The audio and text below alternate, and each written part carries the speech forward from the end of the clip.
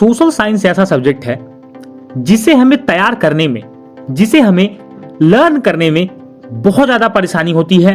और बहुत सारे बच्चे कहते हैं कि सर बाकी सब्जेक्ट्स को तो हम प्रिपेयर कर लेते हैं, लेकिन एसएसटी में इतने लॉन्ग आंसर्स होते हैं, इतने ब्रॉड आंसर्स होते हैं कि हम उन्हें तैयार नहीं कर पाते। इसी वजह से हमारा इस सब्जेक्ट में स्कोर नहीं आ पाता और हमारी बोर्ड के परसेंटेज को एसएसटी की मार्क्स कहीं ना कहीं बहुत ज़्यादा इफेक्ट कर देते हैं। तो आज हम जानने वाले हैं कि आप सोशल साइंस की तैयारी किस तरह से करें, कुछ आसान टिप्स के माध्यम से आप कैसे इस सब्जेक्ट में अपने स्कोर को बढ़ाएं।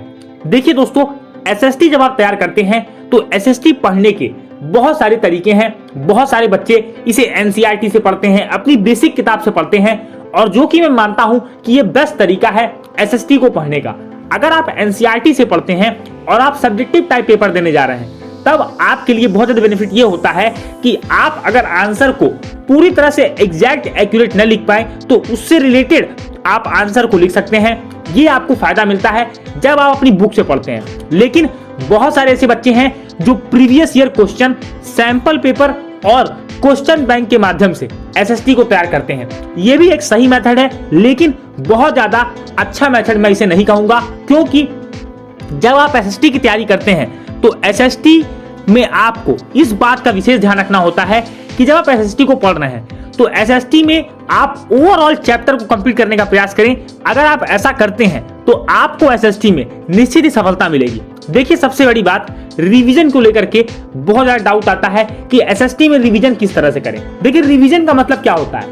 रिवीजन का मतलब ये होता है कि जो चीजें हम पढ़ चुकी हैं उन चीजों को हम दोबारा पढ़ रहे हैं। ऐसा नहीं होता कि हम रिवीजन में न्यू टॉपिक्स को पढ़ते हैं। रिवीजन हम किस चीज का करते हैं? जिस टॉपिक्स को हम पढ़ चुके हैं उन टॉपिक्स को हम दोबारा पढ़ते हैं, उसी प्रोसेस को हम कहते हैं रिवीजन।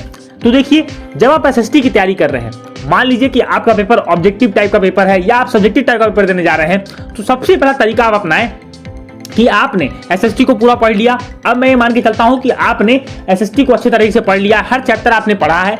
आपको करना ये है, या जो चीजें आपने नहीं भी पढ़ी है उसको सबसे पहले आप प्रीवियस 5 ईयर के क्वेश्चन पेपर्स को उठाइए और जितने भी प्रीवियस ईयर क्वेश्चंस हैं उनको आप सॉल्व करिए। आप एक चीज हमेशा नोटिस करोगे एसएसटी में कि एसएसटी में क्वेश्चन रिपीट बहुत ज्यादा होते हैं, और क्योंकि मेथड थोड़ा थोड़ा चेंज होता है, क्वेश्चन को थोड़ा सा ट्रिकी बना दिया जाता है। बस यही होता है, बाकी कुछ भी एसएसटी में नहीं होता।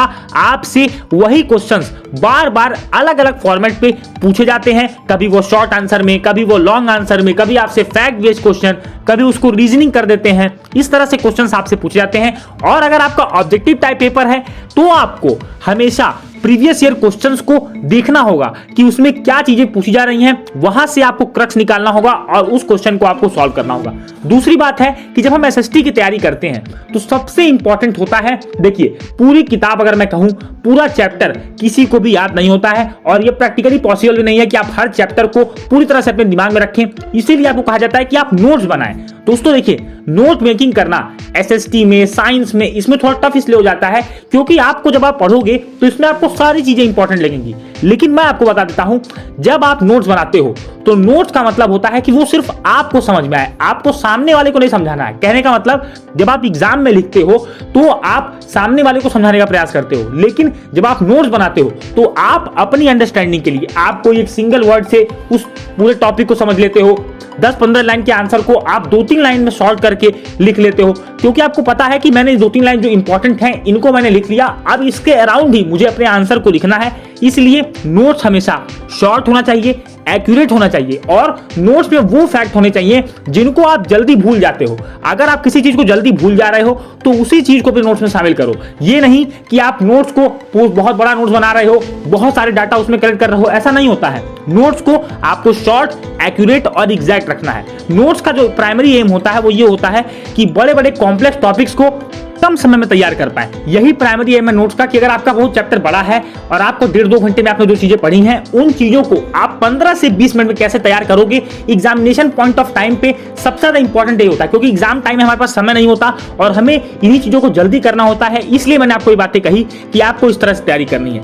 अगली बात ध्यान रखें, देखिए, जब आप पढ़ते हैं, हिस्ट्री की बात करें तो हिस्ट्री में जनरली आपको बहुत ज्यादा टाइमिंग याद करनी पड़ती है, डेट्स एंड फैक्ट्स याद करने पड़ते हैं कि आपकी revolt, first war of independence कब हुई, कांग्रेस की स्थापना कब हुई, बहुत सारी चीजें, जलियांवाला बाग मैसेकेयर कब हुआ, साइमन कमीशन कब आया, ऐसी बहुत सारी चीजें, फ्रेंच रिवॉल्यूशन कब हुआ, बैटल ऑफ पानीपत कब हुआ, ये सारी चीजें आपको याद करनी होती है। तो आप इसके लिए टाइमलाइन को बना सकते हैं। जैसे कि अगर मैं बात करूं कि 1801 से लेकर के 1900 तक क्या हुआ, तो आप 19th सेंचुरी वहां बनाओगे। इसके बाद 1901 से लेकर के 1947 तक क्या हुआ, आप 20th सेंचुरी बनाओगे। तो आप सेंचुरी वाइज टाइम टेबल बनाते जाओ, डेट्स एंड फैक्ट्स नोट करते जाओ कि जो इस सेंचुरी में कौन कौन से इंपॉर्टेंट चीजें हुई हैं। इससे होगा क्या कि मान लीजिए आप एग्जामिनेशन में डेट भूल गए, तो आप ये लिख दोगे कि late 19th century, mid 19th century, early 19th century. तो दोस्तों ये एक ट्रिक होती है जिससे कि एग्जामिनर को लगेगा कि हाँ आपने अच्छी पढ़ाई की है, आपको टॉपिक पता है और आप हल्का फुल्का ही भूल रहे हो, लेकिन आपको ये पता है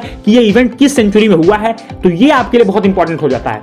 कई बार आपसे एक्यूरेट और एग्जैक्ट डेट पूछता है, तो कई बार आप अपने ऑब्जेक्टिव टाइप पेपर में देखो कि ऑप्शंस आपको इतने आसान से दिए होते हैं कि अगर आपको सेंचुरी याद है और कहीं ना कहीं आपको ये याद है, उसी चीज से पकड़ लेते हो, उसी चीज से आपको क्लू मिल जाता है और आप उस चीज को सॉल्व कर पाते हो। तो दोस्तों उम्मीद है कि आपको एसएसटी से रिलेटेड ये वीडियो पसंद आया होगा और आप सभी की प्रॉब्लम कि एसएसटी को कैसे तैयार करें, कौन कौन से टिप्स अपनाएं, ये सारी समस्या आपकी सॉल्व हुई होगी। अगर वीडियो अच्छा लगा है तो वीडियो को लाइक करना ना भूलें, चैनल को सब्सक्राइब नहीं किया तो चैनल को सब्सक्राइब करें, नोटिफिकेशन बेल को जरूर टैप करें और दोस्तों अपने हर दोस्त में वीडियो को शेयर करें जिनका भी एसएसटी का एग्जाम आने वाला है, जो भी एसएसटी की तैयारी करते हैं उनके लिए वीडियो बहुत इंपॉर्टेंट है। मिलेंगे अपने अगले वीडियो में, तब तक के लिए जय हिंद, वंदे मातरम।